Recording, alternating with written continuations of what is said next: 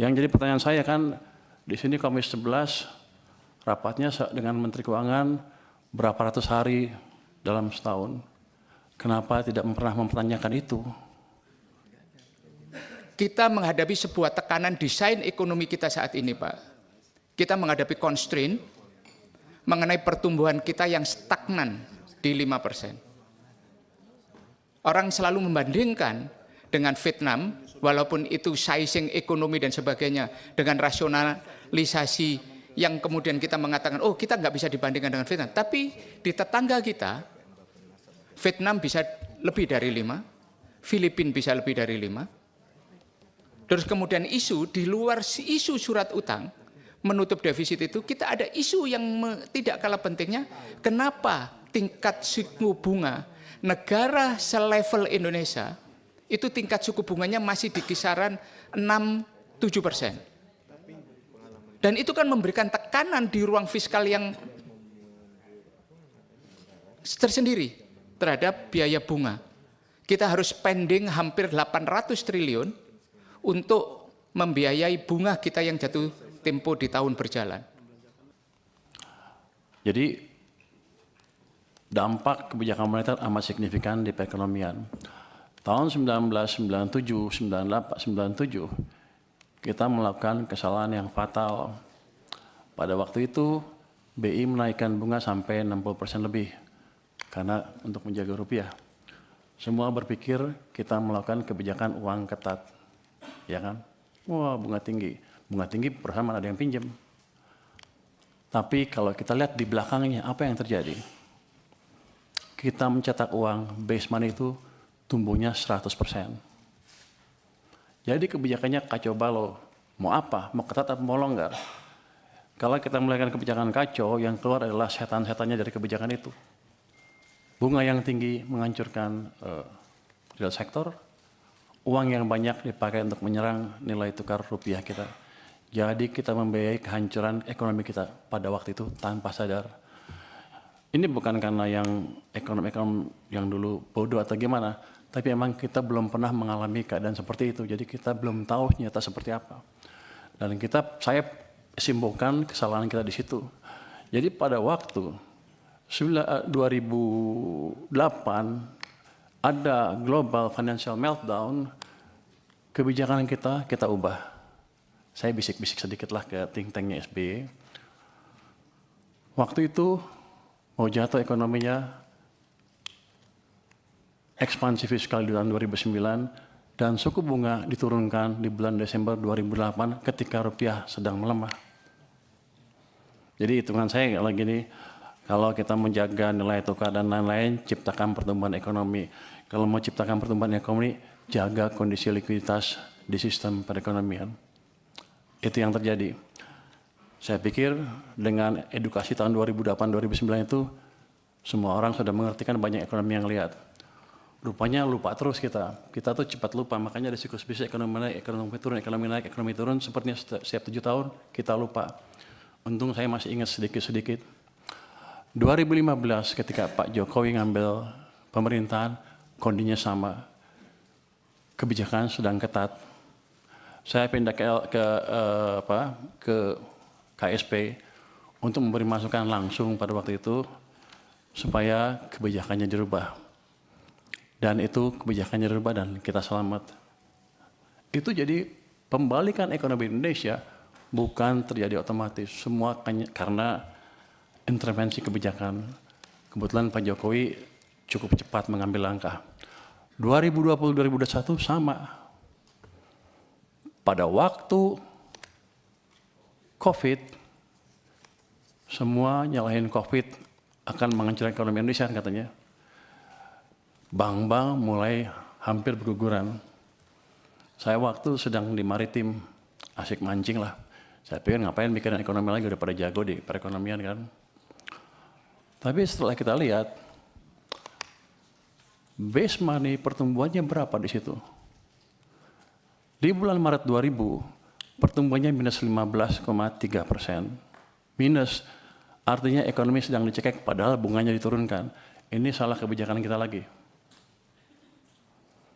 Jadi ekonominya turun, hampir hancur. Saya dipanggil ke istana, gimana? Ya udah Pak, dibalikin lagi aja. Gimana caranya? Ya udah, BI suruh kurangin penyerapannya ke sistem. Siapa lagi? Tambah uang ke sistem dari sisi fiskal juga Pak. Gimana caranya? Bapak punya uang kebanyakan di Bank Sentral, waktu itu ada 500 triliun, 529 triliun, balikin ke sistem. Di bulan Maret 2021, Mei 2021, dipindahkan uang sebesar 300 triliun dari BI ke sistem perbankan. Laju pertumbuhan uang naik lagi dari minus ke double digit 11, terus dijaga oleh Bank Sentral juga di atas 20%. Itu yang menyelamatkan ekonomi kita. Nah, saya pikir juga dengan pelajaran sepanjang itu kan, ya udah jago semua lah, ya udah kita santai aja. Gara-gara itu saya ngebantu sektor finansial pada waktu itu, saya dilempar ke LPS dengan tugas selainnya jaga stabilitas di sana. Saya hanya bisa jaga stabilitas. Kita selalu pro pertumbuhannya. Jadi ketika even Bank Sentral naikin bunga, LPS naiknya lambat sekali untuk menjaga supaya ekonominya nggak tumbuh terlalu lambat. Tapi kan instrumennya saya bilang tadi, bunga hanya salah satu. Uangnya seperti apa? Nah, rupanya sejak bulan 2023 bulan pertengahan itu, uang diserap secara bertahap terus ke bawah sampai pertumbuhannya 0 menjelang second half 2024. Jadi itu yang Anda rasakan di ekonomi, melambat dengan signifikan, real sector susah, semuanya susah. Maksudnya keluar tagline Indonesia apa? Gelap, Indonesia apa? Kita semua menunjuk ke ini gara-gara global. Padahal ada kebijakan dalam negeri yang salah juga, yang utamanya mengganggu kita karena 90% perekonomian kita didrive oleh domestic demand. Masuki 2025, Januari, Februari, Maret, April, membaik semuanya tiba-tiba, saya pikir udah insaf nih. Pertumbuhan uang sempat mencapai 7% di bulan April. Makanya ketika saya rasakan di bulan April, saya bilang, kita sudah keluar dari krisis, Indonesia akan cerah. Yang saya nggak tahu, Mei jatuh lagi, Juni jatuh, Juli jatuh, Agustus jatuh ke 0%. Jadi periode perlambatan ekonomi yang 2024 gara-gara uang ketat tadi dipulihkan sedikit, belum pulih penuh, direm lagi ekonominya. Itu dari sisi fiskal dan moneter. BI kita, nggak tahu nih pada marah sama saya nggak habis ini. Nanti tetap traktir ya. Pemerintah karena terlambat membelanjakan anggaran, membelanjakan APBN ya, uangnya kan dari Bank Sentral. Beliau rajin narik pajak. Nggak apa-apa, masuk ke Bank Sentral. Kalau dibelanjain lagi, nggak apa-apa. Tapi ini kan nggak. Ditaruh sana santai-santai. Kering sistemnya. Bank Sentral kita juga sama, katanya saya nanti kan penguasa ya. Katanya punya apa di KSSK boleh menggayat sedikit kan ya. Jadi saya berani ngomong sedikit sekarang. Dulu saya nggak berani karena saya di LPS, wewenang saya nggak sampai sana. Jadi dua sisi mengetatkan kebijakan kita. Bank naruh uangnya di bank, padahal uang kita banyak. BI menyerah sampai 800 triliun.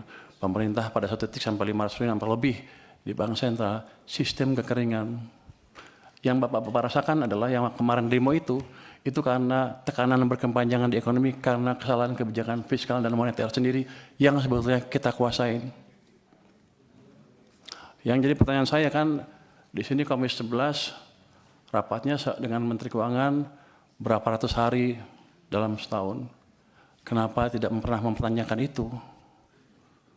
Dan sekarang saya datang ke sini tiba-tiba, udah semuanya pertanyaan banyak sekali yang harusnya sudah putus pada waktu itu. Tapi nggak apa-apa. Jadi ke depan yang saya lakukan adalah memperbaiki itu sebelum merubah yang lain-lain. Struktural lain kita bisa rubah, tapi quick win-nya di situ. Saya akan balik kondisi yang memburuk karena langkah kita sendiri. Oh gimana? Ya paling bagus kan percepat belanja anggaran. Oke, belanjanya cepat-cepat. Tapi yang kita tahu, itu nggak semudah membalik tangan.